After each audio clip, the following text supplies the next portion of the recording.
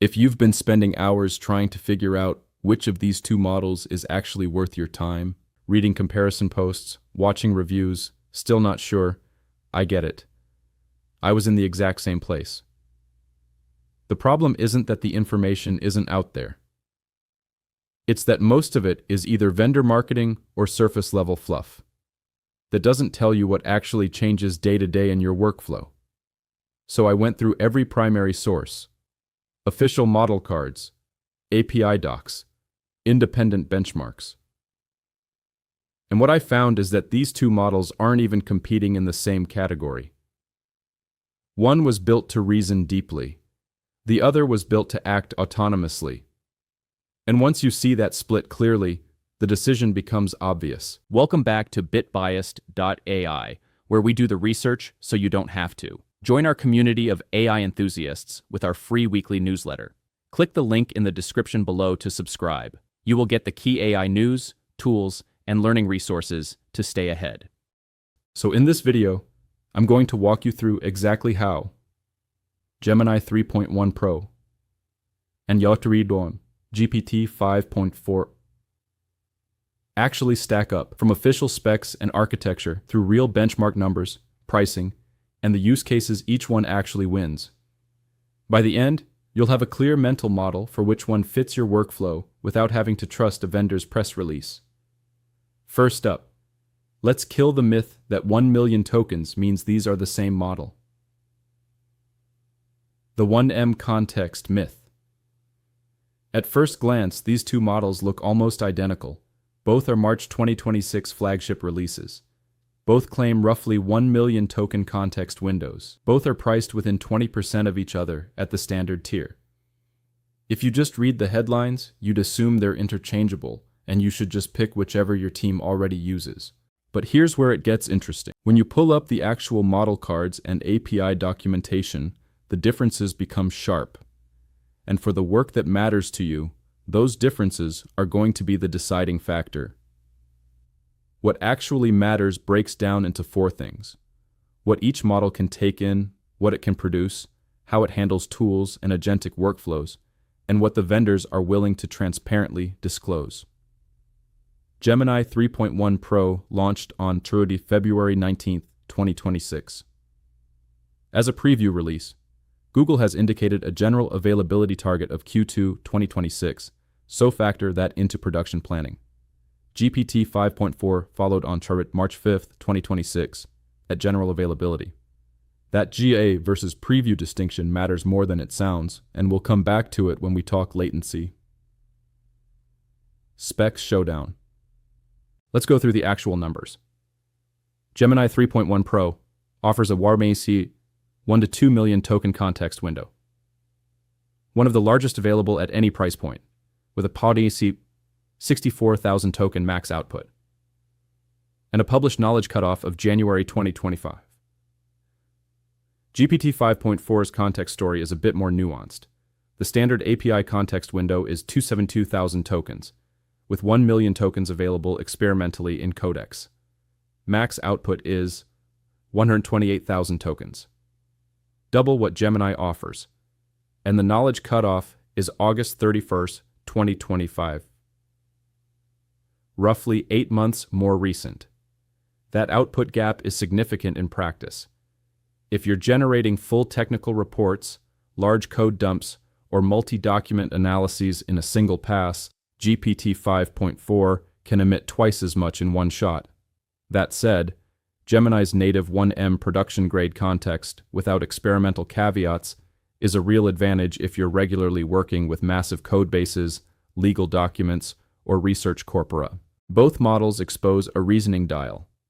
Gemini uses thinking level with high, medium, and low settings. GPT 5.4 exposes reasoning effort, from none up to extra high. Google is explicit in their documentation that higher thinking levels can meaningfully delay time to first token, which brings us to something we'll dig into in the latency section. Multimodality, the clearest split. This is the section that tends to get glossed over in most comparisons, and it probably shouldn't. Gemini 3.1 Pro is built as a natively multimodal model. The model card explicitly lists text, images, audio, and video as supported inputs in a single model call. You can hand it a meeting recording, a video clip, a chart image, and a block of code, all in one conversation. GPT 5.4's model page is clear on this. Audio and video are not supported. Text and image input, text output, which means any workflow that involves processing audio or video with GPT 5.4 requires you to build a multi-model pipeline, transcribe separately, then pass text over. That's extra latency, extra cost, and extra complexity. But here's the flip side that the Gemini launch materials don't lead with. For autonomous computer use, actually operating a browser or desktop interface, Google's own documentation lists supported models as Gemini 2.5 Computer Use Preview and Gemini 3 Flash Preview.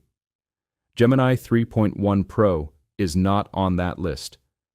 So if your use case is browser automation and agent workflows, you can't currently run that on the most capable Gemini model.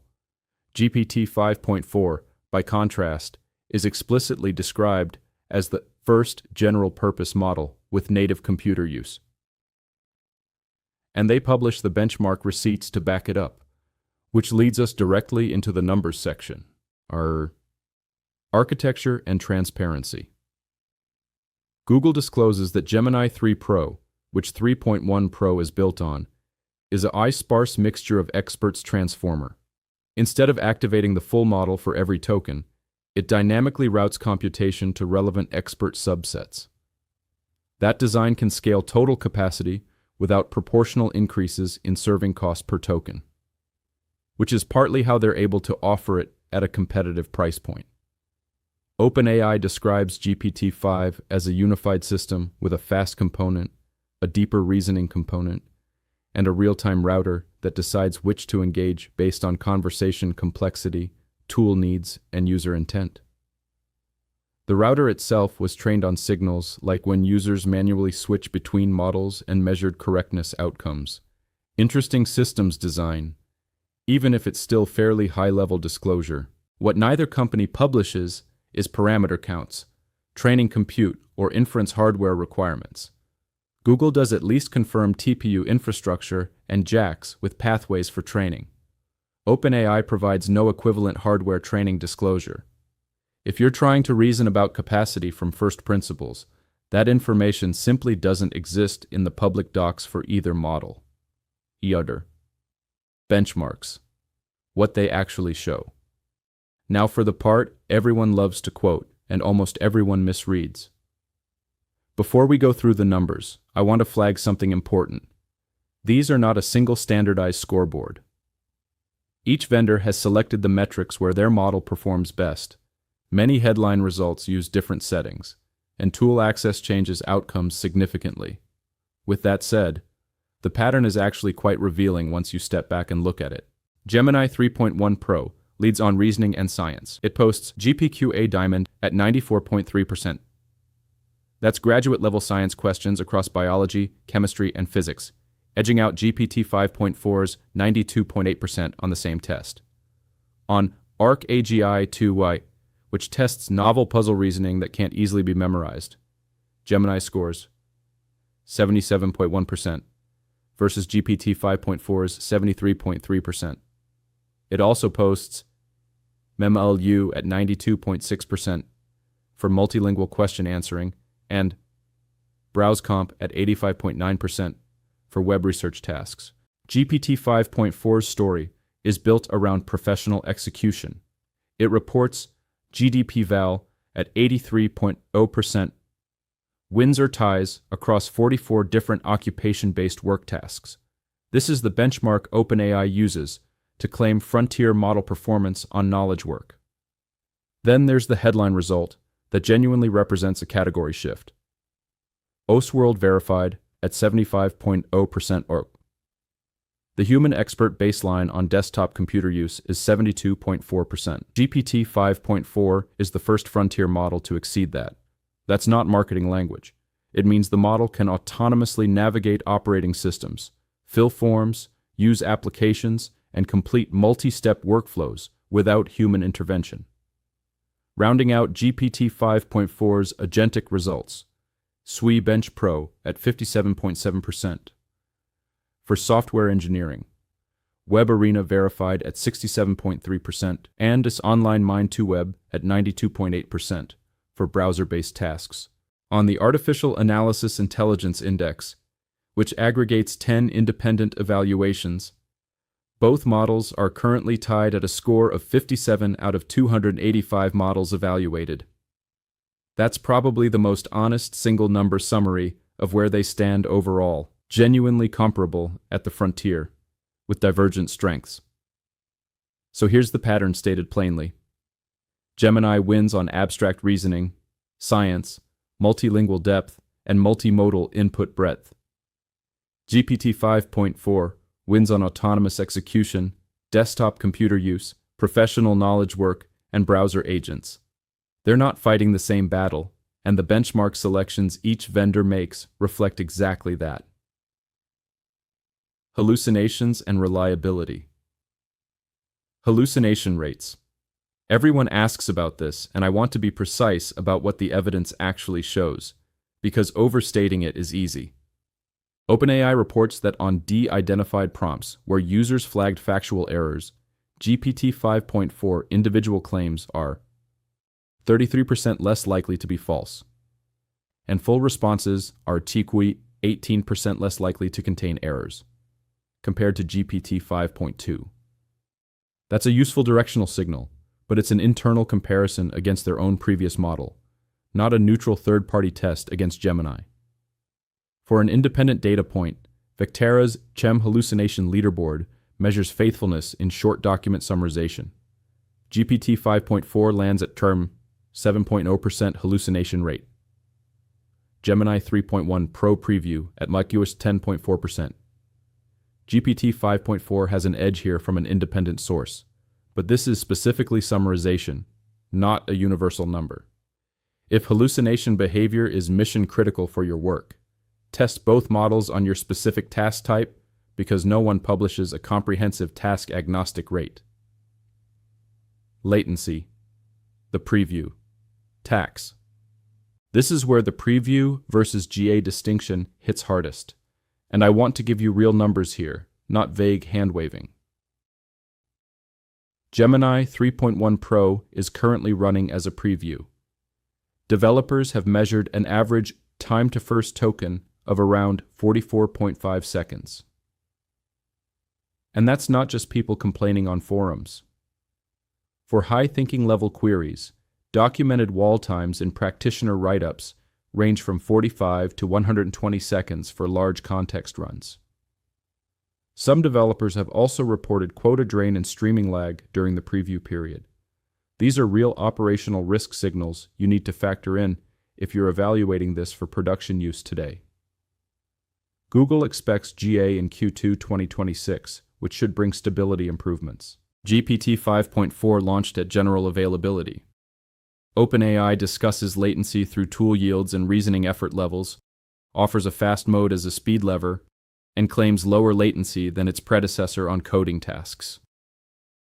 Priority processing is also available as an API option for speed-sensitive workflows. The overall framing is that the model is designed for production throughput in execution-heavy pipelines.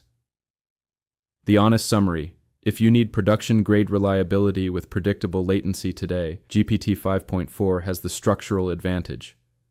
If you can tolerate preview phase variability and want to get ahead of where Gemini is heading, the reasoning and multimodal capabilities are genuinely compelling even in preview. Pricing. What you're actually paying. Here's what you're actually paying. Gemini 3.1 Pro is listed at $2 per million input tokens and $12 per million output tokens. For prompts under 200,000 tokens, stepping up to $4 input and $18 output above that threshold, batch API pricing drops to $16, and context caching is available at $0.20 per million tokens, making it genuinely competitive for high-volume workloads. GPT 5.4 standard is 2.50 per million input, 0.25 for cached input, and $15 per million output tokens. Once your input goes beyond roughly 272,000 tokens, pricing multipliers kick in, 2x input and 1.5x output. Gemini is about 20% cheaper on both input and output for prompts under 200K tokens. Above that threshold, the comparison shifts. Gemini remains cheaper on input, but becomes more expensive on output than GPT 5.4's flat $15. And if you're looking at GPT 5.4 Pro for maximum reasoning capability, that tier runs $30 input and $180 output per million tokens, a completely different cost conversation. The decision framework. Here's the clean decision framework. Choose Gemini 3.1 Pro. When your inputs are genuinely multimodal, audio recordings, video files, mixed media, and you want one model handling the full pipeline without separate transcription steps. It's also the stronger choice for abstract reasoning, graduate-level science tasks, and multilingual depth. Just plan for preview phase latency variability and design a routing strategy using flash or flashlight tiers for lighter tasks to keep costs manageable. Choose GPT 5.4. When your value comes from agentic execution, computer use, browser automation, tool-heavy workflows, it's the only frontier model that surpasses human expert performance on desktop autonomy benchmarks, and it's production stable today. It's also the better pick when you need very long single outputs, when a more recent knowledge cutoff matters for your baseline responses, or when production-grade reproducibility through snapshot pinning is a requirement. The most important reframe here is this. 1 million token context is a spec line, not a product category. These two models are optimized for genuinely different things. Gemini was built to think deeply across modalities. GPT 5.4 was built to act autonomously in the real world. Once you know which one your workflow actually needs, the decision stops being hard. Drop a comment below. Which one are you leaning toward, and what's the specific use case? I'd genuinely like to see where people land on this. If you want more breakdowns like this that go deep on primary sources rather than press releases, make sure you're subscribed. See you in the next one.